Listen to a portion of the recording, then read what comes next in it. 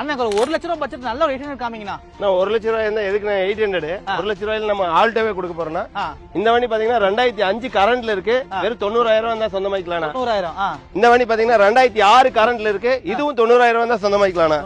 இந்த வண்டியும் 2006 இதுவும் கரண்ட்ல இருக்கு, 90,000 தான் இதுவும் சொந்தமாக்கலாம்.